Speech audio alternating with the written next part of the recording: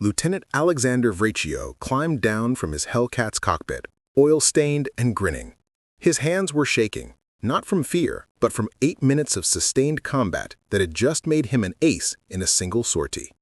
As deck crews swarmed his aircraft, counting the bullet holes and checking the ammunition expenditure, Admiral Marc Mitscher watched from the bridge. Vraciu looked up, caught the Admiral's eye, and raised both hands, 6 fingers extended. 6 Japanese dive bombers destroyed in one engagement. The photographer's shutter clicked. That image, a young pilot's triumphant gesture on a carrier deck, would become the symbol of the most one-sided aerial massacre in naval history. But the photograph captured only a fragment of the truth. June 19, 1944 wasn't just a victory. It was the day Japanese naval aviation died. This is the story of how American industrial might, technological superiority, and systematic training converged to annihilate 400 enemy aircraft in a single day.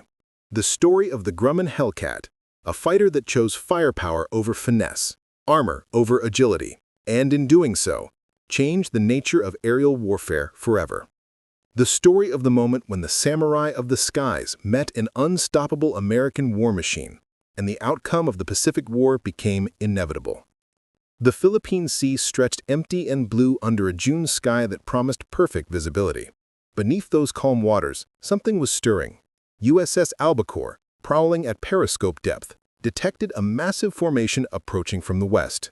Lieutenant Commander James Blanchard adjusted the periscope's magnification and felt his pulse quicken.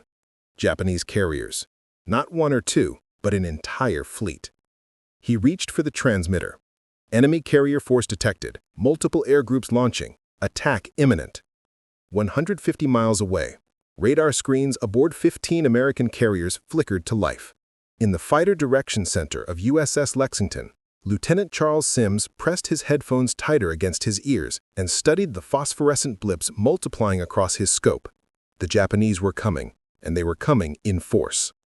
What none of them knew, neither the American radar operators tracking the approaching formations nor the Japanese pilots climbing toward their destiny, was that this day would witness a fundamental shift in the nature of warfare itself. The age of individual combat skill was ending.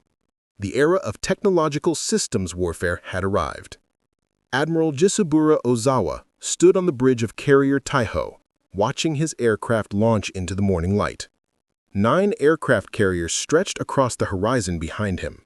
Shokaku, Zuikaku, Junyo, Hyo, Ryuho, the finest ships Japanese yards could build. 430 aircraft assembled to deliver the knockout blow that would shatter the American invasion of Saipan. Ozawa believed in his plan. His carriers would strike while land-based aircraft from Guam supplemented the attack. Over 500 planes would overwhelm American defenses. Admiral Suemu Toyoda, Commander-in-Chief of the Combined Fleet, had declared, "The fate of the Empire rests on this one battle." But Ozawa's plan rested on assumptions that had already crumbled. He assumed rough parity in pilot skill. He assumed American fighters could be overwhelmed by numbers. He assumed that Japanese courage and fighting spirit could compensate for material disadvantages. Every assumption was catastrophically wrong. The Grumman F6F Hellcat was never beautiful. Squatting on the carrier deck with its blunt nose and stubby wings, it resembled an aluminum bulldog more than a graceful bird of prey. Japanese pilots, accustomed to the Zero's elegant lines, sometimes dismissed the Hellcat as crude. They rarely made that mistake twice.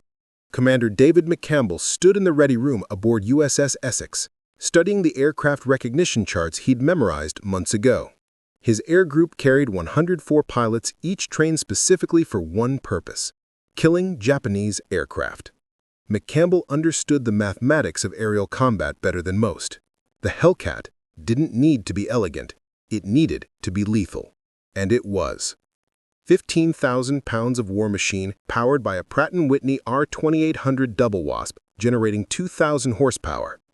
6 Browning M2.50 caliber machine guns, each firing 850 rounds per minute, harmonized to converge at 300 yards. At that range, a 2-second burst delivered 170 rounds into a 6-foot circle. Against Japanese aircraft lacking armor or self-sealing fuel tanks, those 2 seconds meant annihilation. But the guns were only part of the story. The Hellcats designers had studied combat reports from Pearl Harbor, Coral Sea, and Midway with cold-eyed pragmatism. They'd learned that most fighter pilots were shot down before they ever saw their attacker. Survival meant seeing first, hitting hard, and living to fight again. So the Hellcat received 212 pounds of armor protecting the pilot, oil cooler, and vital systems. Bulletproof glass 1.5 inches thick that could stop 20mm cannon rounds. Self-sealing fuel tanks that prevented the catastrophic fires that turned Japanese aircraft into death traps. The aircraft was built to bring its pilot home. In the workshops of Bethpage, Long Island, workers assembled Hellcats at a rate that would have seemed impossible in 1941. 600 aircraft per month rolled off production lines where standardization had been elevated to religion.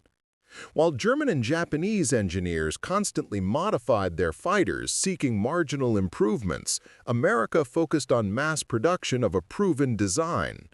The philosophy was brutally simple. Quantity with adequate quality defeats quality without quantity. By June 1944, over 5,000 Hellcats prowled Pacific skies. Each one represented 20,000 man-hours of labor, millions of dollars in materials, and decades of accumulated engineering knowledge. They were products of a nation that had transformed its entire economy into a weapon. The pilots who flew them were equally systematic products.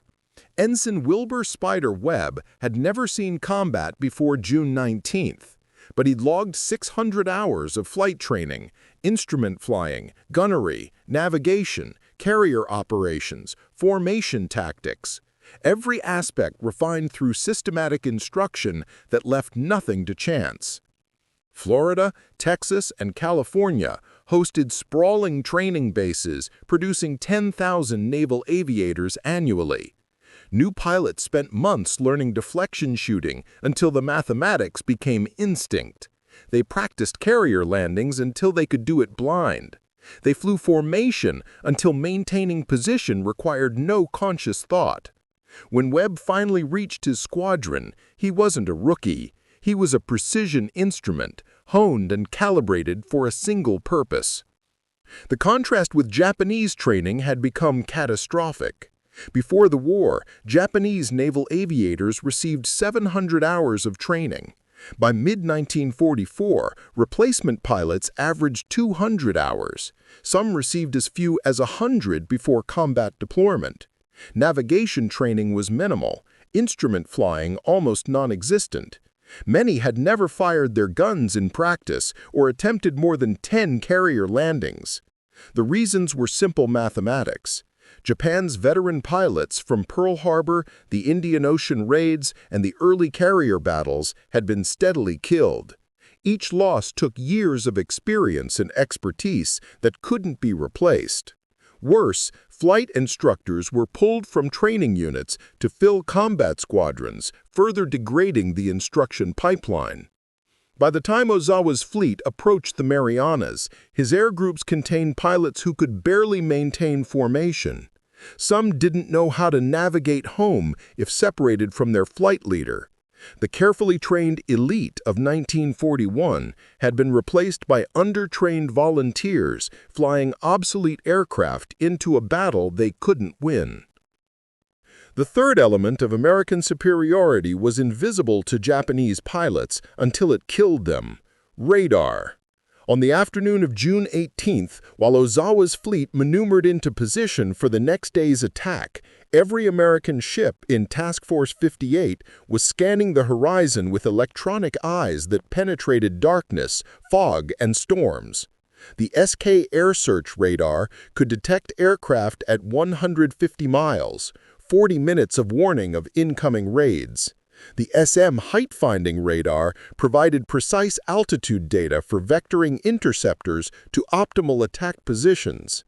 In air-conditioned combat information centers deep inside the carriers, fighter direction officers worked at plotting tables that integrated radar contacts with radio communications. Each blip on the screen represented a potential threat or target. Each vector calculation positioned American fighters for maximum advantage. The system was decades ahead of its time, a real-time battle management network that turned the sky into a three-dimensional chessboard where Americans saw every piece while Japanese played blind. Radioman Third Class Robert Brown had been staring at radar scopes for 14 months. His hands moved automatically across the controls, adjusting gain and sweep rate to maximize detection range. On the morning of June 19th, his screen would erupt with contacts that meant life or death for thousands of men. The integration of radar with fighters created a defensive system of devastating efficiency.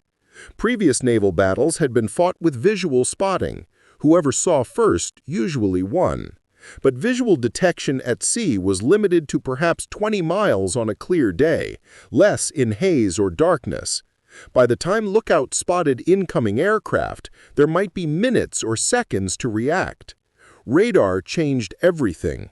Task Force 58 would detect Japanese raids while they were still forming up, 150 miles away.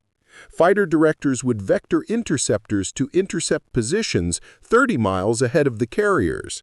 American pilots would arrive at altitude with the sun behind them, holding every tactical advantage before the enemy even knew they were there.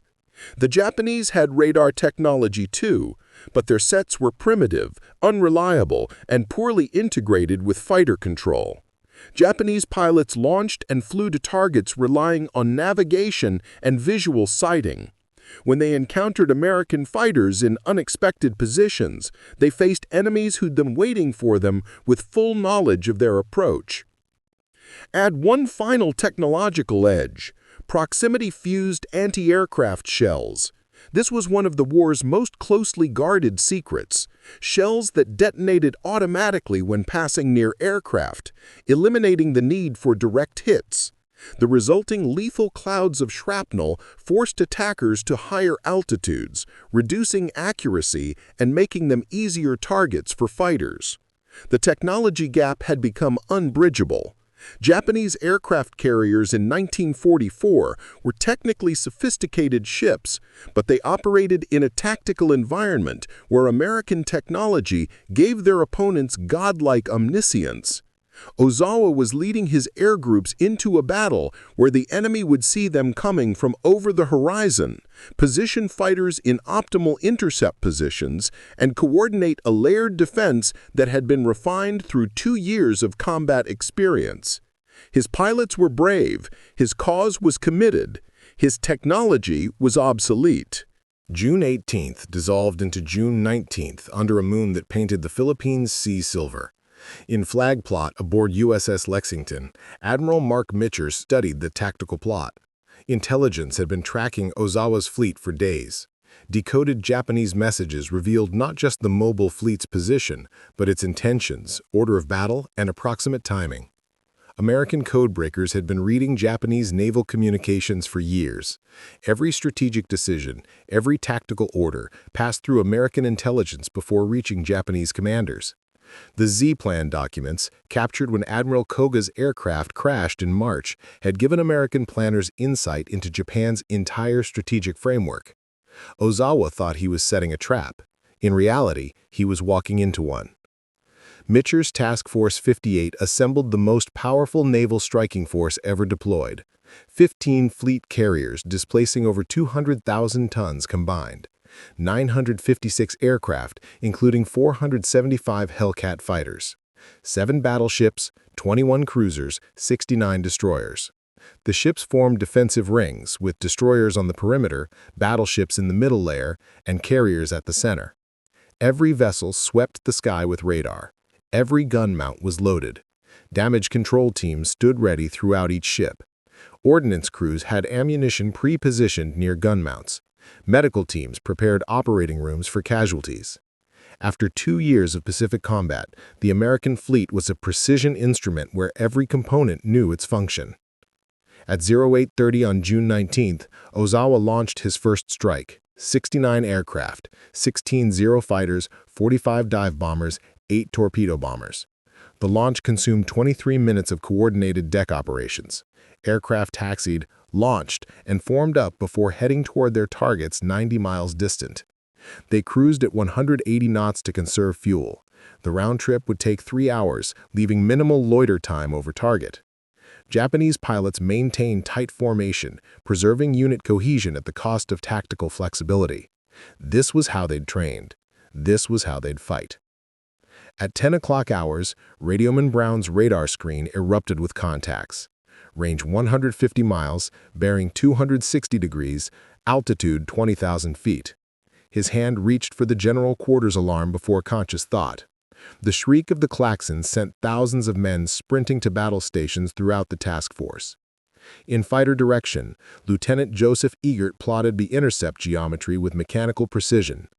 Enemy speed estimated at 180 knots.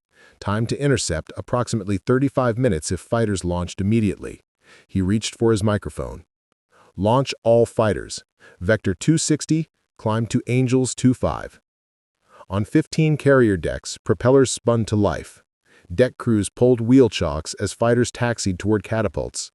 Launch officers swung their flags. Catapults fired with pneumatic whooshes that sent 14,000-pound aircraft hurtling from 0 to 120 miles per hour in 3 seconds. The first Hellcat launched at 10:23. Within 12 minutes, 140 F6F fighters were airborne and climbing toward the incoming raid at 3,000 feet per minute. Their powerful engines devoured fuel, but delivered altitude, the crucial tactical advantage that meant life or death in aerial combat. In the Japanese formation, flight leaders maintained radio silence. They'd been briefed on American radar, but didn't truly understand its implications. When the defensive fighters appeared, seemingly from nowhere, at altitude, perfectly positioned, it would be their first and last education. Lieutenant Commander Charles Brewer led the 1st Hellcat Division climbing through 20,000 feet when his radio crackled. Tally-ho, Bandits 2 o'clock high. The sky erupted. Brewer's first burst caught a zero before the Japanese pilot knew Americans were in the area. 6 streams of 50 caliber bullets converged at 300 yards. The Zero's fuel tank exploded. No armor, no self-sealing tanks, just aluminum skin and raw aviation fuel meeting incendiary rounds. The fighter transformed into a fireball and tumbled toward the sea trailing black smoke. His wingman destroyed a dive bomber with a deflection shot that severed the right wing at the root. Physics took over. The asymmetric lift flipped the aircraft into an uncontrollable spin. Within 90 seconds of initial contact, 8 Japanese aircraft were falling from the sky. The Japanese formation disintegrated. Pilots broke formation seeking individual survival, but this destroyed any coordinated defense. American fighters attacked in pairs, wingmen covering leaders during gun runs. When one Hellcat fired, another watched his 6. Damaged aircraft received escort home. This was systematic teamwork against increasingly desperate individual efforts. Lieutenant Stanley Swede Vitesa from USS Yorktown described it later. They came in perfect formation like they were on parade. We hit them from above and behind. It was like shooting clay pigeons. They didn't even try to evade. The Hellcat's ballistics told the brutal story. At convergence range, all 6 guns created a cone of fire approximately 6 feet in diameter. Each gun fired 14 rounds per second. 2 seconds of trigger time put 170 rounds into that 6-foot circle, with armor-piercing incendiary rounds that punched through aluminum and ignited everything flammable. Japanese dive bombers, designed for precision over durability, carried their bomb loads in internal bays surrounded by fuel tanks. A single incendiary bullet could trigger a chain reaction, pierced fuel tank, igniting aviation gas, detonating bomb, complete destruction. American pilots discovered they didn't need sustained fire. A brief burst sufficed. The Japanese aircraft effectively self-destructed. By 1100 hours, the first wave had ceased to exist as a fighting force. 42 aircraft destroyed in aerial combat, 27 damaged and forced to turn back. Only 12 penetrated to attack positions near the task force. Of those 12, 7 were destroyed by the battleship screen's anti-aircraft fire. The new proximity-fused shells created a defensive wall of lethal shrapnel. The shells detonated automatically within 70 feet of an aircraft, no direct hit required. The resulting explosions turned approaching aircraft into flying sieves. Pilots who survived to drop their bombs rarely survived the anti-aircraft gauntlet. 0 Japanese pilots returned to report what had happened. The radios carried only static and scattered panicked transmissions, quickly silenced. On Ozawa's flagship, officers waited for reports. The silence stretched. No contact reports, no damage assessments, nothing. In the Fighter Direction Center, Lieutenant Eggert was already plotting the second wave. At 11:07, radar detected the second wave. 128 aircraft launched from carriers Junyo, Hio, and Ryuho at 0900 hours. 53 Judy dive bombers, 27 Zero fighters, 48 torpedo bombers. This was the main strike. Enough aircraft to overwhelm defenses if they could reach their targets. They never came close. Fighter Direction vectored fresh cap fighters to intercept 60 miles from the fleet. The Hellcats climbed to 28,000 feet, holding altitude advantage over Japanese aircraft at 19,000 feet. In aerial combat, altitude equals potential energy. The high fighter can dive, accelerating to speeds opponents can't match. The low fighter must climb against gravity, while an attacker plummets toward him with all advantages. This is where Alexander Vraciu entered history. His Hellcat had suffered mechanical failure on launch. Supercharger stuck in low blower, limiting speed to 300 miles per hour and climb rate to half normal. By the time he reached altitude, his squadron mates had pulled ahead. He was alone when he spotted the Japanese formation below him. 50 dive bombers in perfect formation. They looked like sitting ducks because they were sitting ducks. Despite his mechanical disadvantage, Vraciu executed a diving attack from directly above. Judy dive bombers cruised at 260 miles per hour. Vraciu and his crippled Hellcat could manage 300 in a dive. It was enough. His first target exploded immediately. The bomb load detonated in a fireball visible from 20 miles. He pulled up, rolled inverted, dove again. The second bomber's tail section separated from the fuselage as .5 caliber rounds sawed through aluminum structure like a chainsaw through balsa wood. Third kill, a Judy crossing in front of him. Brief burst, fuel tanks ignited, aircraft spiraling toward the ocean trailing flame. Fourth, attacked from below and behind, the bomber's blind spot. Tracers walked up the fuselage, internal explosion, debris cloud. Fifth, low-altitude chase, closing to point-blank range. Bomber cartwheeling into the sea. The sixth kill proved spectacular. As Vraciu lined up his shot, the Judy's bomb load detonated from the heat of burning fuel before he fired. He flew through the fireball, emerging with scorch marks on his wings, but otherwise unharmed.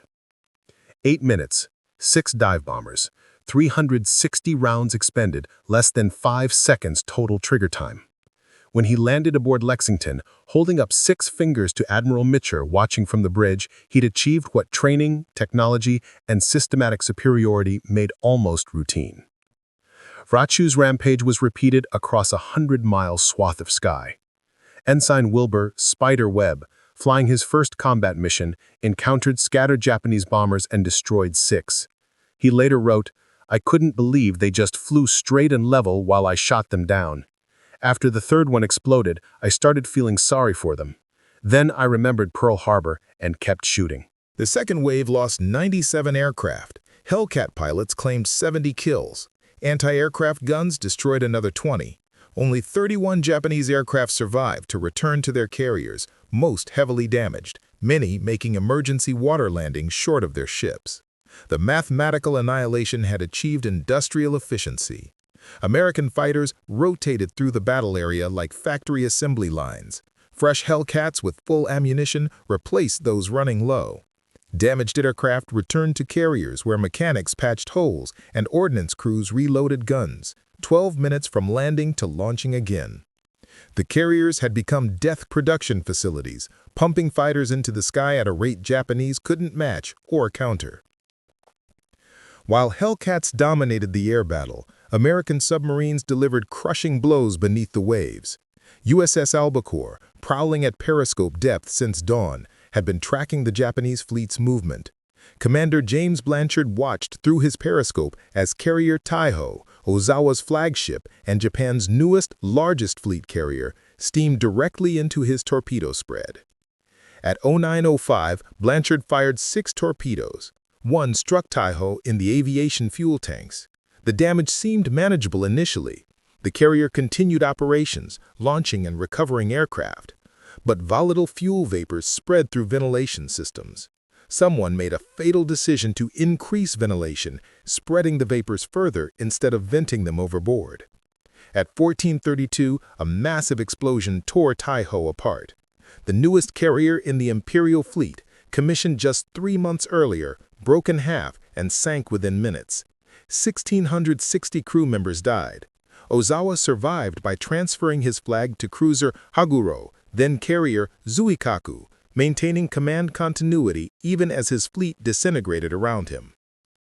90 miles away, USS Kavala, on her maiden war patrol, stalked carrier Shokaku. Lieutenant Commander Herman Kostler had veteran Shokaku, survivor of Pearl Harbor, Coral Sea, and Santa Cruz, perfectly positioned. At 1100 hours, he fired 6 torpedoes. 3 struck home. Aviation fuel erupted through Shokaku's hangar deck. Bomb magazines detonated in sympathetic explosions that literally lifted the flight deck before slamming it back down twisted and torn. The ship that had launched the attack on Pearl Harbor nearly 3 years earlier sank at 1500 hours. 1,272 men went down with her. In 4 hours, submarines had eliminated 2 fleet carriers totaling 60,000 tons. Combined with the aerial massacre, the Japanese Navy had suffered catastrophic and irreversible losses. And the day wasn't over. Ozawa's third strike launched at 1,047 aircraft from Zuikaku, Chitose, and Chiyoda. By now, Japanese flight leaders knew the previous waves had encountered fierce opposition. Survivors returned with tales of swarming Hellcats and walls of anti-aircraft fire, but orders were orders. Radar detected the third wave at 1,300 hours. Fighter direction had refined their tactics based on morning engagements. Instead of meeting the raid head-on, CAP fighters would attack from multiple directions simultaneously, preventing mutual support among Japanese formations. Commander William Dean from USS Hornet led 20 Hellcats out of the sun in a high-side attack. The Japanese fighters flying protective weave above their bombers never saw the Americans until tracers connected. Dean's first pass destroyed 3 Zeros in 15 seconds. His wingman killed 2 more in the same diving attack. With escort fighters eliminated, Hellcats fell on bombers with methodical efficiency. Lieutenant James Shirley described it. They just sat there in formation while we shot them to pieces. No evasive action, no defensive tactics. They flew straight and level while we made pass after pass. Ensign Wilbur, Spider Webb, already an ace from the morning battle, encountered scattered remnants. His after-action report noted clinical precision. First pass, 2 bombers destroyed. Second pass, 3 more. Third pass, 1 damaged, crashed into the sea. 6 more kills brought his day total to 12. He'd become a double ace in a single day on his first combat mission. 40 aircraft in the third wave, 7 survived to return. Not a single Japanese aircraft reached attack position. The defensive system worked with mechanical perfection. The fourth and final wave launched at 11:30. 82 aircraft, including many remaining experienced pilots, held in reserve. Navigation errors immediately plagued the formation. Half headed toward Guam instead of Task Force 58. Those that found the American fleet encountered stacked layers of fighters from 10,000 to 30,000 feet. Lieutenant Commander Roger Mayle from Fighting Squadron 2 intercepted with 4 Hellcats against 30 Japanese aircraft. In 12 minutes, his division destroyed 17 without loss. Mayle personally shot down 5, methodically picking off aircraft from the rear of the formation forward. Fresh fighters rotated into the battle area, while those running low on ammunition returned to rearm. The continuous fighter coverage proved impossible to penetrate. American carriers launched, recovered, rearmed, refueled, and relaunched aircraft in coordinated cycles that maintained constant defensive strength. Japanese pilots faced fresh opponents every engagement while growing progressively more exhausted, low on fuel, and depleted of ammunition. By 14:30, the fourth wave had ceased to exist. Scattered survivors fled individually toward their carriers or diverted to Guam. American CAP followed, destroying stragglers across a 100-mile swath. The battle was over. The butcher's bill was catastrophic. The evening of June 19th brought accounting. Intelligence officers compiled reports, pilots debriefed, ordnance crews counted ammunition expenditure. The numbers told a story of destruction unprecedented in naval warfare. Japanese losses: 346 carrier aircraft destroyed. Approximately 50 land-based aircraft eliminated. 2 fleet carriers sunk.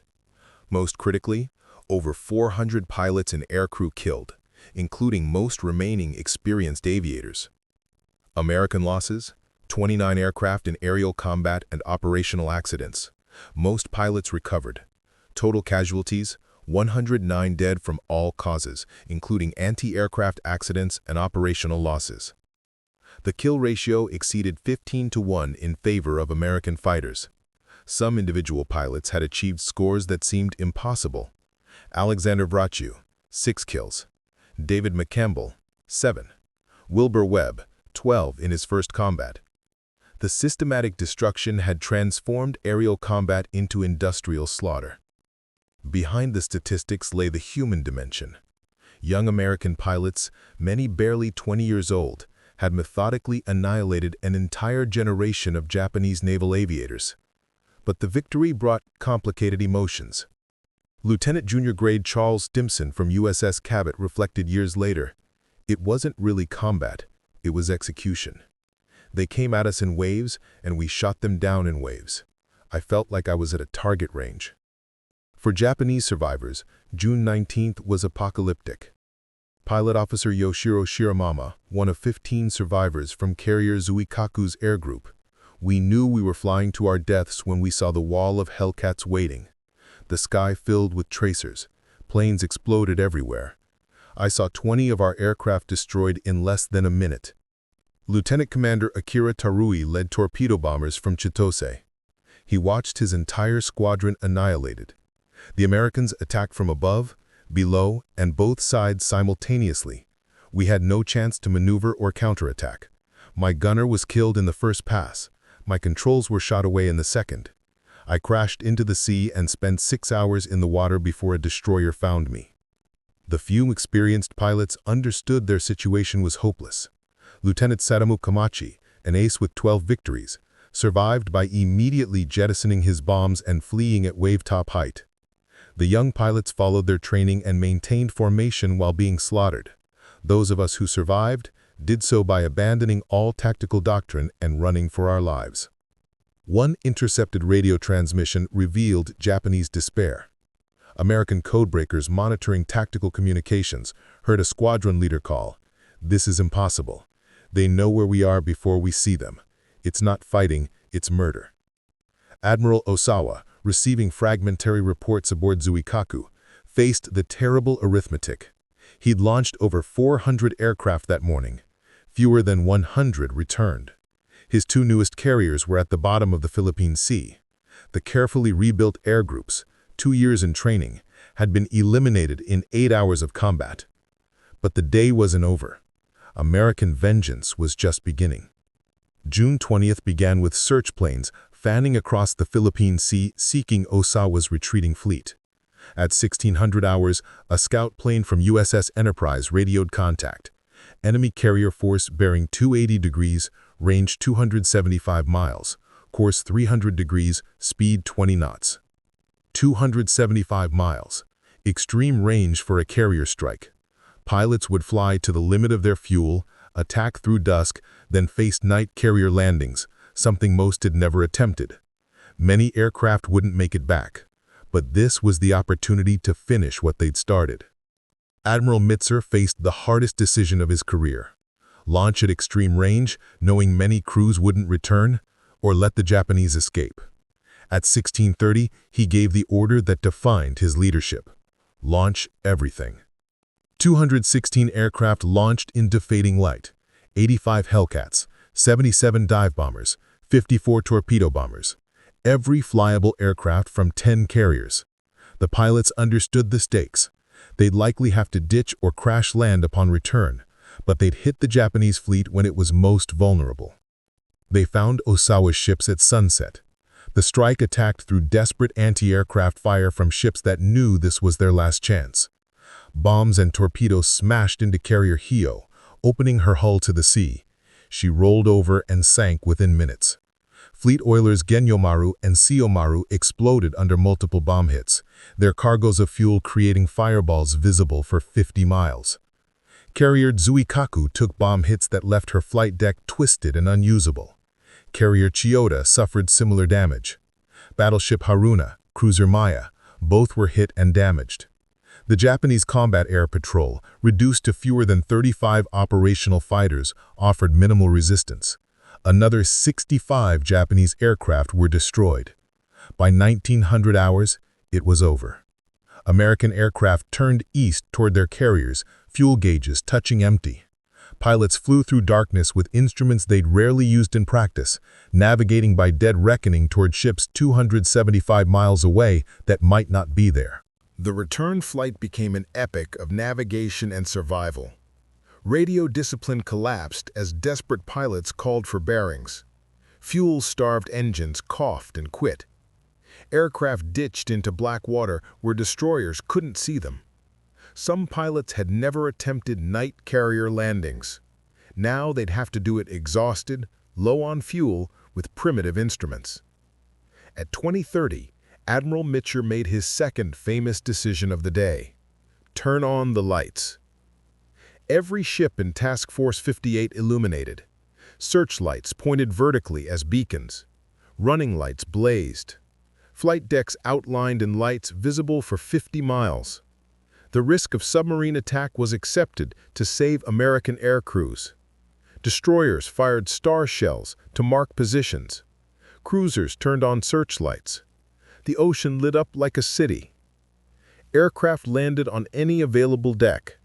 Hellcats meant for Essex touched down on Yorktown. Dive bombers from Hornet crashed aboard Lexington. Fuel-starved planes ditched alongside destroyers whose crews pulled pilots from the water within minutes. Damaged aircraft crash-landed on carriers. Deck crews pushed them overboard to clear decks for others still airborne. The controlled chaos continued for 2 hours. 80 aircraft were lost to fuel exhaustion or crash landings.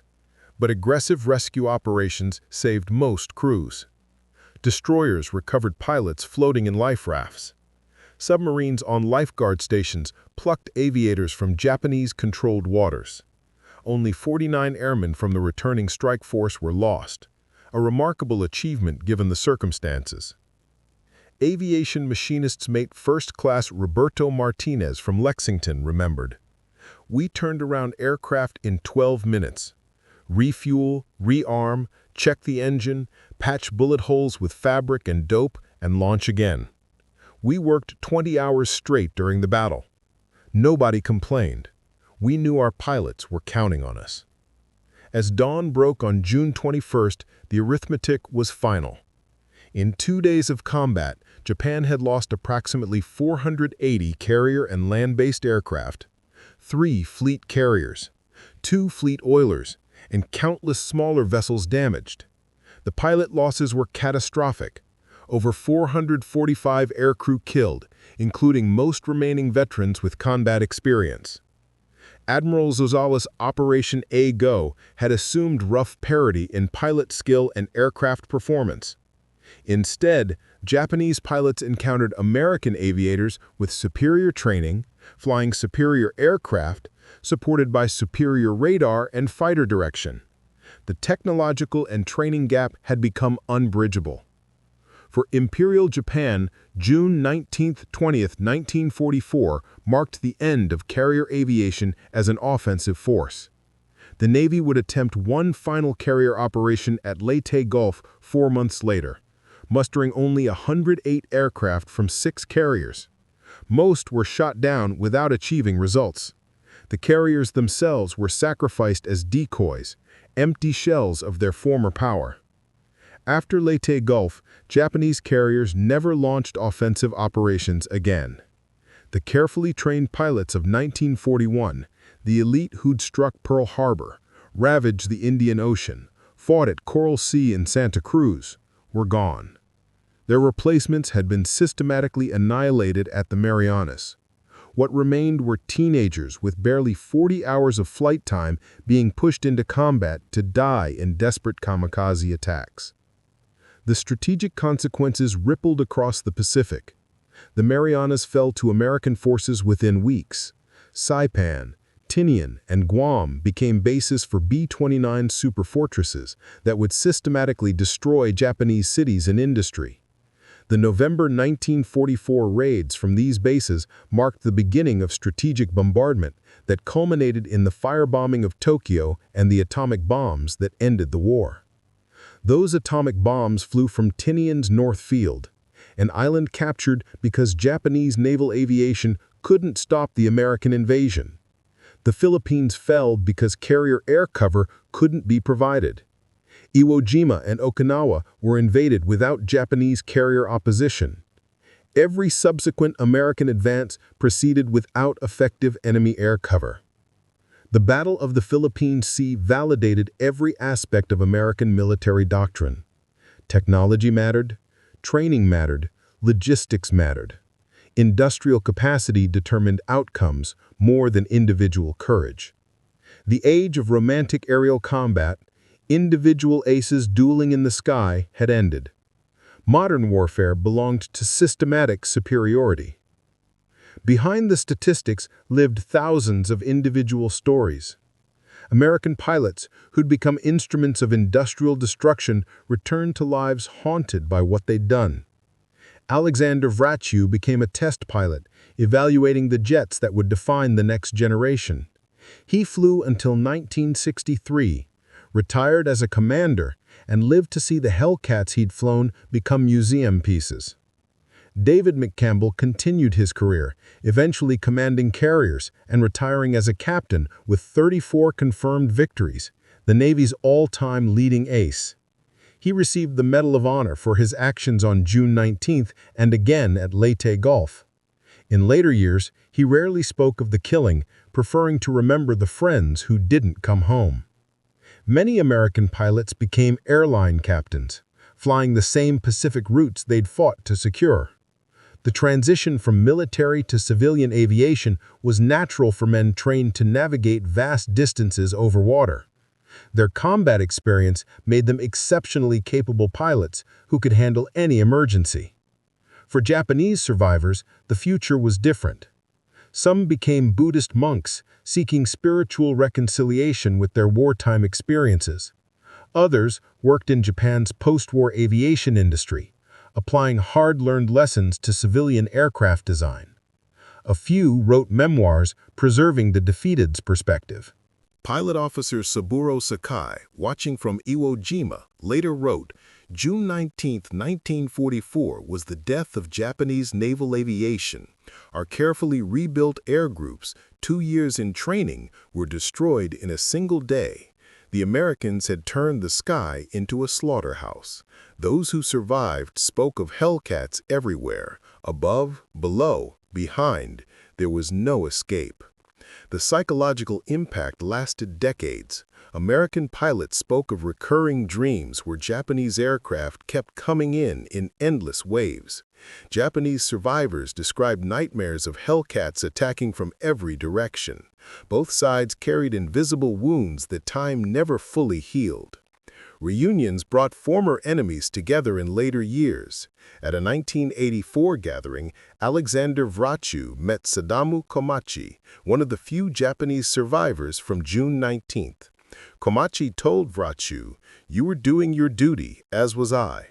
I'm glad we both survived to become friends." They corresponded until Komachi's death in 2001. The human dimension behind the technology and statistics was profound. These were young men, most in their early 20s, thrust into industrial killing on a scale previously unimaginable.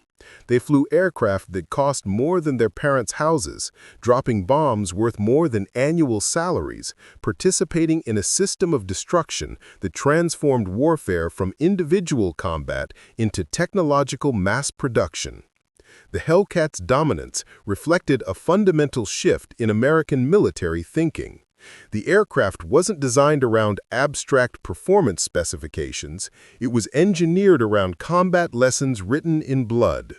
Every design decision traced back to pilot reports, battle damage assessments, and systematic analysis of what killed pilots and what kept them alive.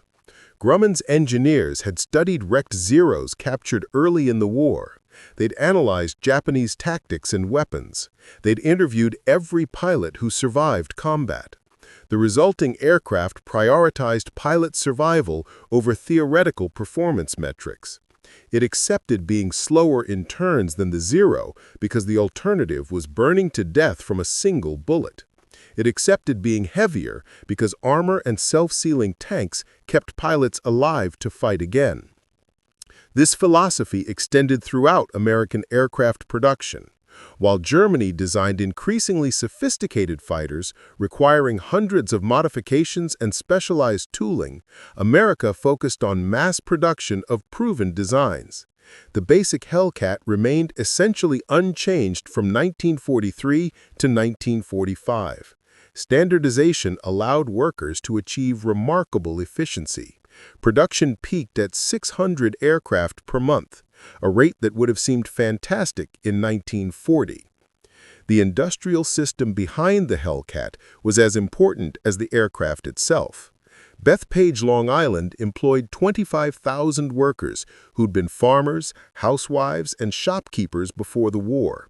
They were trained in weeks to rivet, weld, and assemble aircraft to tolerances that would have required years of apprenticeship in peacetime. The production line became a machine for transforming raw materials and unskilled labor into air superiority.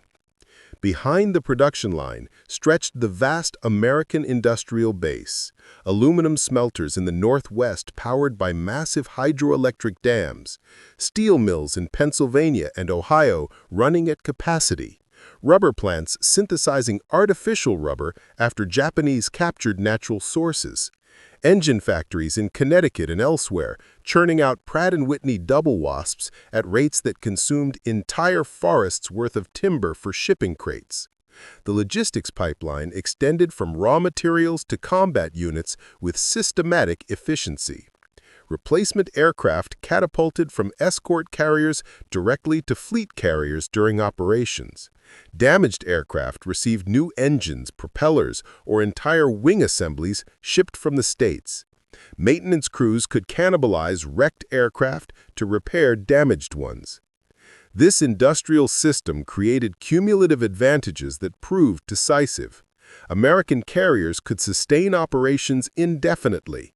Task Force 58's service squadron delivered 270,000 gallons of aviation fuel, 7,000 gallons of oil, and 45 tons of ammunition daily during the battle.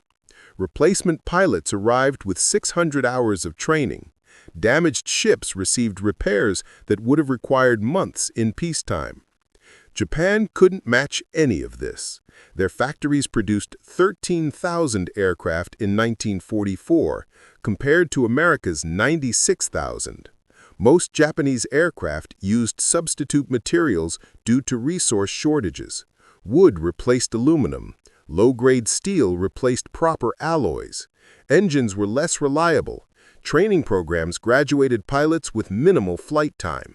The logistics system couldn't replace losses or maintain sustained operations. The turkey shoot wasn't just a tactical victory, it was the inevitable result of industrial warfare between economies of vastly different scales. America's gross domestic product in 1944 exceeded Japan's by a factor of 10. That disparity translated directly into military capability. Radar technology provided perhaps the most decisive advantage. The SK Air Search radar represented decades of electronics research compressed into a device that could detect aircraft 150 miles away. The system used pulse timing to measure range, antenna direction to determine bearing, and signal strength to estimate altitude. The resulting information created a God's eye view of the tactical situation. Combat Information Centers integrated radar data with radio communications and plotting boards to create real-time battle management. Fighter directors watched radar screens, tracked formations, calculated intercept vectors, and vectored fighters via radio to optimal attack positions. The system turned aerial combat from visual knife fights into systematic interception where defenders knew everything and attackers flew blind. The Japanese had radar technology, but their sets were primitive and unreliable. More critically, they lacked the doctrinal framework to integrate radar with fighter direction. Japanese pilots launched and navigated visually, relying on flight leaders to find targets. When they encountered American fighters in unexpected positions, vectored by radar to intercept points calculated 30 minutes earlier, they faced enemies who'd been waiting with every tactical advantage. Fire control radar added another dimension. The Mk-51 Director aboard American ships used radar ranging to calculate precise firing solutions for anti-aircraft guns. Previous naval warfare required visual spotting and manual calculation of lead angles, altitude, and deflection. Radar fire control automated these calculations, dramatically improving accuracy. The proximity fuse, or VT, or variable time fuse, was one of the war's most closely guarded secrets. These miniature radar sets fit inside artillery shells and detonated automatically when passing within 70 feet of an aircraft. No direct hit required. The shells created lethal clouds of shrapnel that forced attackers to higher altitudes, reducing accuracy and making them easier targets for fighters. American ships fired over 600 proximity-fused shells during June 19th. Their effectiveness was devastating.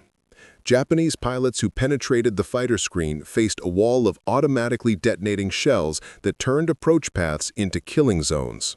The technology wouldn't become public until after the war ended. German and Japanese intelligence never understood why American anti-aircraft fire had become so deadly. Intelligence advantages compounded technological superiority. American codebreakers read Japanese naval communications in near real time. Every strategic decision, tactical order, and fleet movement passed through intelligence analysts before reaching Japanese commanders. Ozawa thought he was achieving surprise. In reality, American planners knew his intentions, order of battle, and approximate timing days before the battle. Radio intelligence units aboard carriers intercepted and translated Japanese tactical communications during combat. Lieutenant Charles Sins, a Japanese language specialist aboard Lexington, monitored enemy pilot conversations throughout the battle. His real-time translations provided immediate tactical intelligence on formations, targets, and damage assessments. One intercepted transmission revealed Japanese despair. "This is impossible. They know where we are before we see them. It's not fighting, it's murder." Sims translated this in real time, the words confirming what radar operators already knew. American technology had created an insurmountable advantage. In the depths of the Philippine Sea, 3 Japanese carriers rest on the ocean floor.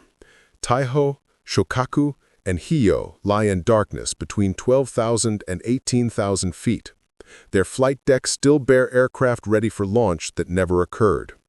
Coral grows on gun turrets. Fish swim through passageways. These war graves are protected sites, final resting places for thousands of sailors who died in Japan's last major carrier battle. Maritime archaeologists located Shokaku in 2018 using deep-sea submersibles. The carrier lies nearly intact, her hull numbers still visible. Remote cameras revealed aircraft in the hangar deck, frozen in time as crews prepared them for launch. Torpedoes remain in their racks. Ammunition sits in ready lockers. The ship appears ready to resume operations, except it's been underwater for 8 decades. Above these racks, the lessons learned on June 19-20, 1944 shaped military aviation for generations. The battle proved that radar-directed fighters could create impenetrable defenses against conventional attack. This doctrine influenced Cold War strategic planning, leading to sophisticated integrated air defense systems. Modern NORAD operations trace their heritage to fighter direction techniques developed during the Turkey Shoot. The proximity fuse technology, pioneered in 1944, evolved into smart weapons. The principle of detonating munitions near targets without requiring direct hits underlies modern surface-to-air missiles and contemporary air defense systems. The miniaturization necessary to fit radar systems into artillery shells drove electronics development that later enabled computers and smartphones. Fighter direction techniques became the foundation for modern air traffic control. The same principles of radar tracking, vectoring, and centralized control that destroyed Japanese air power now safely guide millions of civil flights annually. Retired fighter directors from World War II helped develop the first civilian air traffic control systems in the 1950s. The emphasis on pilot survivability seen in the Hellcat influenced all subsequent American military aircraft design. Every modern fighter incorporates extensive armor, redundant systems, ejection seats, and crash-worthy design that trace heritage to lessons learned in the Pacific. The philosophy of bringing pilots home to fight again remains central to American military aviation. Training doctrine validated during the turkey shoot, emphasizing deflection shooting, energy management, and mutual support, became standard curriculum. The thatch weave and similar tactical innovations proved superior to Japanese emphasis on individual combat and aerobatic skill. Team tactics defeated individual prowess consistently. Modern fighter pilot training still emphasizes coordinated attacks over individual heroics. For historians, the battle exemplifies the shift from individual skill-based warfare to technological systems warfare. The age of knights and samurai had ended. Modern conflict rewarded systematic superiority. Better technology, better training, better logistics, better intelligence. Individual courage remained necessary but insufficient. Bravery without supporting systems meant only dying bravely. The numbers told a story that transcended individual heroism.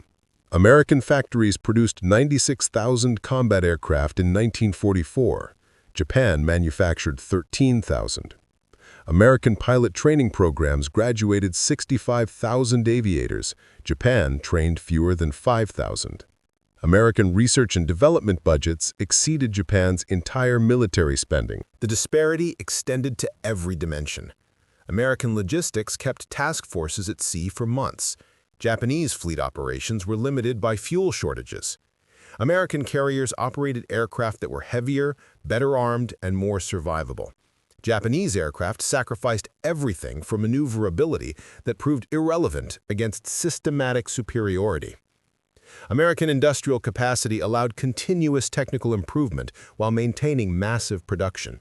The F6F Hellcat, introduced in 1944, incorporated combat lessons without disrupting production. Meanwhile, Japan's aircraft factories struggled with substitute materials and declining quality as resource shortages intensified. The training disparity proved impossible to overcome. By war's end, Japanese pilots averaged less than 40 hours flight time before entering combat. Many never successfully landed on carriers. American pilots received 600-plus hours, including extensive gunnery training, instrument flying, and tactical instruction. The resulting competency gap turned aerial combat into systematic execution. Logistics determined sustainability. American ability to maintain continuous operations, rapidly repair damage, and replace losses created cumulative advantages.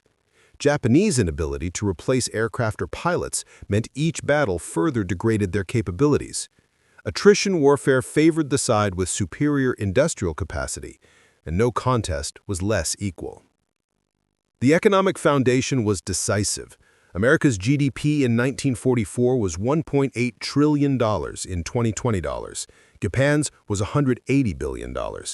That tenfold economic advantage translated into military capabilities that no amount of courage or tactical skill could overcome.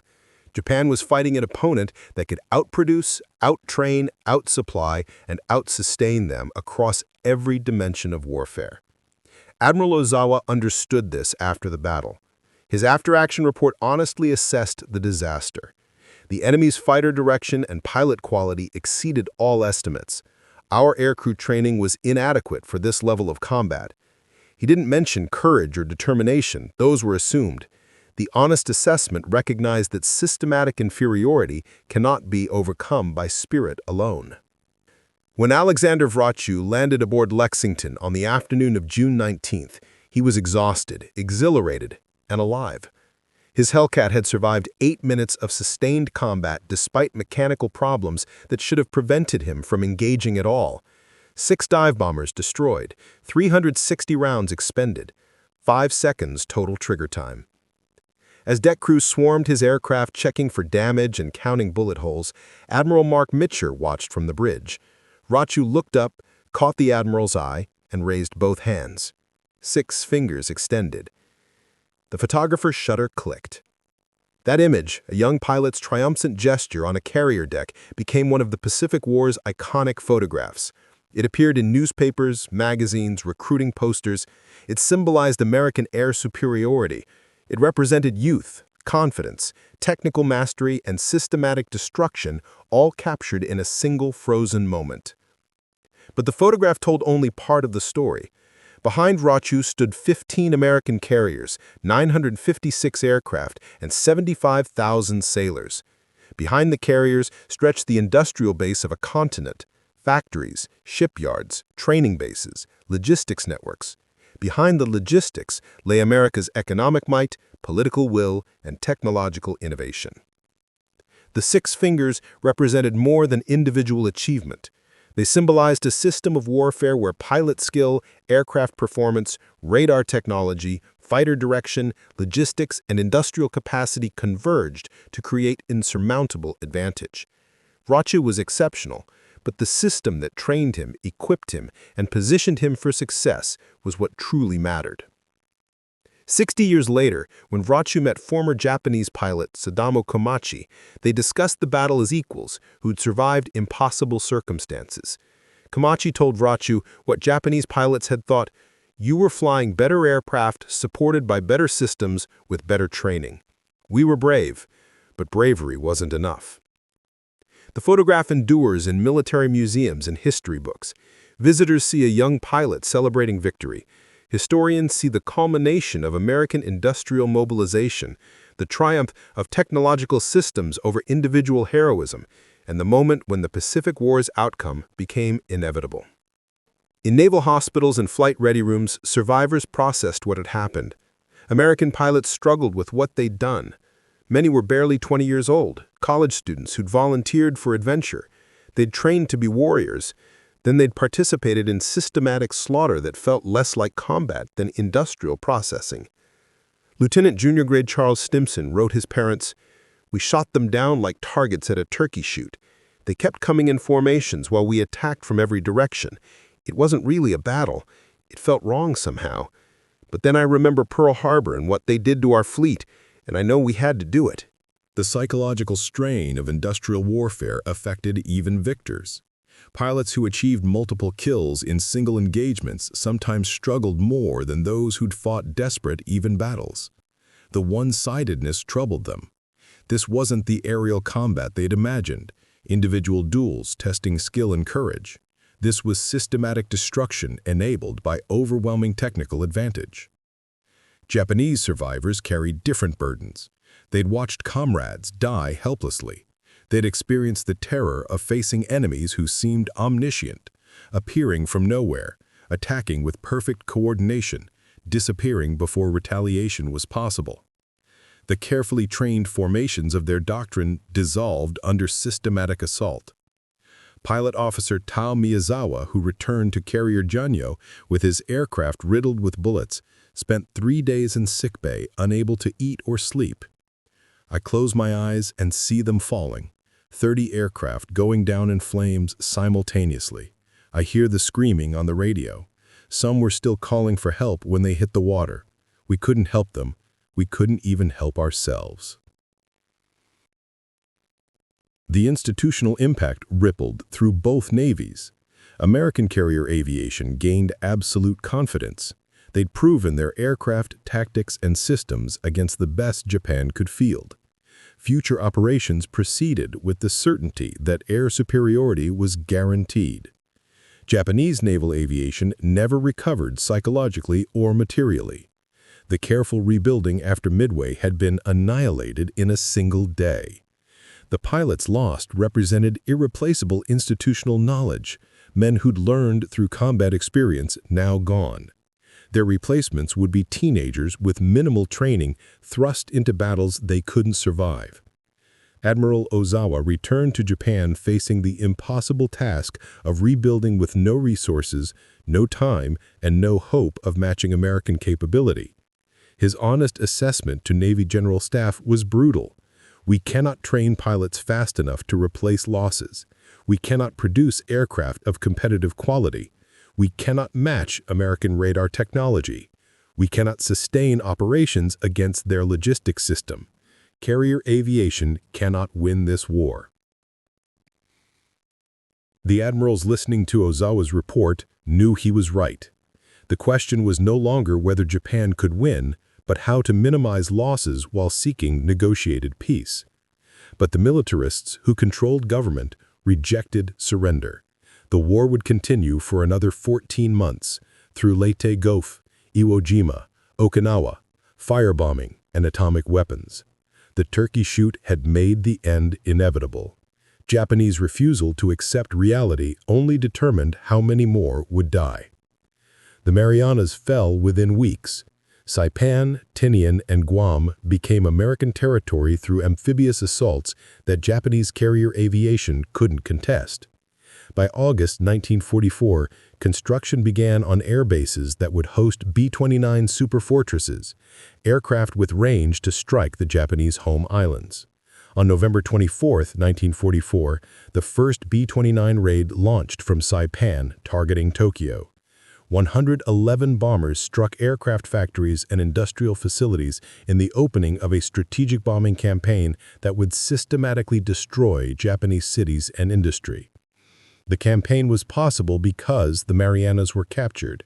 The Marianas were captured because carrier aviation couldn't stop the invasion. Carrier aviation couldn't stop the invasion because it had been destroyed at the turkey shoot. The strategic chain was direct and inexorable. June 19-20, 1944 led to the Marianas. The Marianas led to B-29 bases. B-29 bases led to strategic bombing.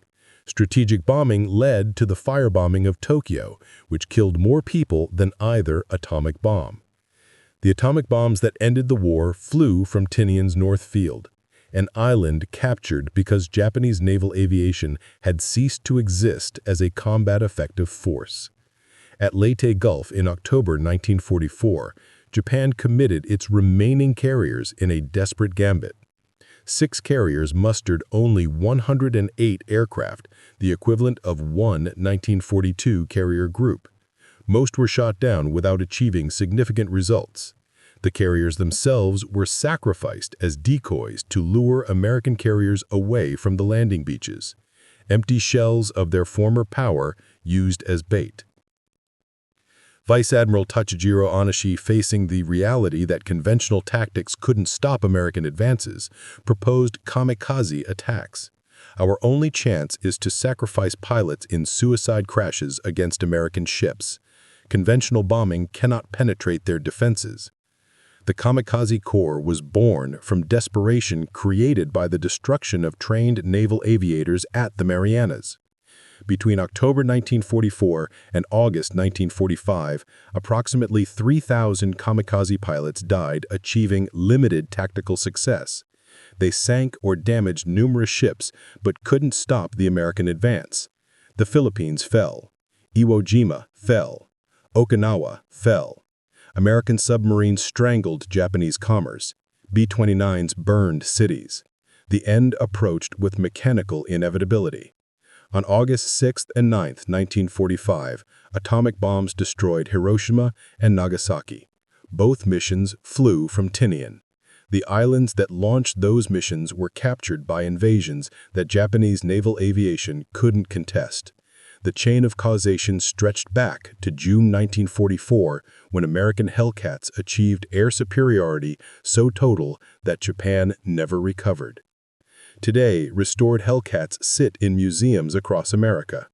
The National Museum of Naval Aviation in Pensacola displays the F6F-3 Vraciu flew during the turkey shoot, marked with 19 victory flags representing his total score.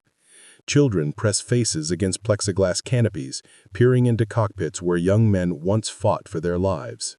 The aircraft seems crude compared to modern jets. No computer displays, no head-up targeting. Just mechanical instruments, a gun sight, and 6.50 caliber machine guns. But standing beside the aircraft, understanding its design philosophy and combat record, reveals sophistication that transcends appearance. This was the fighter that prioritized pilot survival over theoretical performance. The aircraft that accepted being heavier and less maneuverable because armor and self-sealing tanks kept pilots alive. The weapon system that understood industrial warfare required bringing experienced pilots home to fight again, rather than sacrificing them for marginal performance advantages. The Hellcat achieved a combat record unmatched in naval aviation history, 19-to-1 kill ratio against all Japanese aircraft types, 5,223 enemy aircraft destroyed in aerial combat, another 209 destroyed on the ground. Only 270 Hellcats lost in air-to-air combat. These statistics represent more than numbers. They represent a design philosophy that proved correct. At the USS Yorktown Museum ship in Charleston, South Carolina, visitors can stand in the Combat Information Center where fighter directors vectored Hellcats to their intercepts. The radar scopes, plotting boards, and communication equipment remain as they were in 1944. Tour guides explain how the system worked: radar detection, intercept vector calculation, radio control, coordinated attacks. The integration of technology and human skill that created systematic superiority. Veterans who flew Hellcats are mostly gone now. Alexander Vraciu died in 2015 at age 96. David McCampbell passed in 1996 at 86. Their generation, the young men who climbed into Hellcat cockpits and fought the decisive battles of the Pacific War, has largely departed, but their legacy endures in museum aircraft, documented history, and the world they helped create. The Great Marianas Turkey Shoot stands as history's most lopsided aerial battle. It demonstrated that modern warfare had become a contest of systems rather than individual courage. Superior technology, training, logistics, and intelligence created conditions where bravery alone couldn't prevail. This lesson shaped military thinking throughout the Cold War and into the 21st century. The photograph of Vraciu holding up 6 fingers remains iconic, not because of individual achievement, though that was remarkable, but because it symbolizes a moment when American industrial might, technological innovation, and systematic training converged to achieve absolute air superiority. Behind that gesture stood 15 carriers, 75,000 sailors, millions of factory workers, and an entire nation's industrial output focused on winning. June 19 to 20, 1944 was the day the balance of Pacific air power shifted irrevocably. Japanese naval aviation entered the battle as a declining but still dangerous force. It emerged as a shattered remnant incapable of affecting strategic outcomes. The carefully trained pilots who struck Pearl Harbor were gone. Their replacements, destroyed at the Marianas, would never be replaced again. In 8 hours of combat, American Hellcats killed over 400 Japanese aircraft and their irreplaceable crews. That destruction opened the path for B-29 bases in the Marianas. Those bases enabled strategic bombing of Japan. That bombing culminated in atomic weapons that ended the war. The chain of causation traced directly from Vraciu's 6 fingers to mushroom clouds over Hiroshima and Nagasaki. The Hellcat was never the fastest fighter. It wasn't the most maneuverable. It didn't break any performance records. But it accomplished what mattered most. It dominated the skies over the Pacific, destroyed Japanese naval aviation, and helped end history's most destructive war. Admiral Mitscher's after-action report stated simply, "The enemy's carrier aviation has been destroyed." That destruction came through the convergence of American industrial might, technological innovation, and human skill. 12 hours of combat on June 19 to 20, 1944, eliminated Japanese naval aviation as an offensive force. The Turkish shoot wasn't just a battle. It was the moment when technological superiority, training excellence, and industrial capacity converged to create insurmountable advantage. The age of the samurai aviator had ended, replaced by an era where systematic superiority determined outcomes. The Grumman F6F Hellcat, the aluminum bulldog that chose firepower over finesse, armor over agility, systematic superiority over individual prowess, had proven its design philosophy correct. In the process, it changed naval warfare forever and helped write the final chapter of the Pacific War. In the depths of the Philippine Sea, 3 Japanese carriers keep their silent watch. Above them, in museums and memorial parks, Hellcats stand as monuments to a generation that transformed industrial capacity into military dominance. The lessons they taught, that technology, training, and logistics matter more than courage alone, remain relevant in an age of stealth fighters and precision weapons. June 19, 1944, was the day the samurai of the skies met an unstoppable American war machine, and the outcome of the Pacific War became inevitable.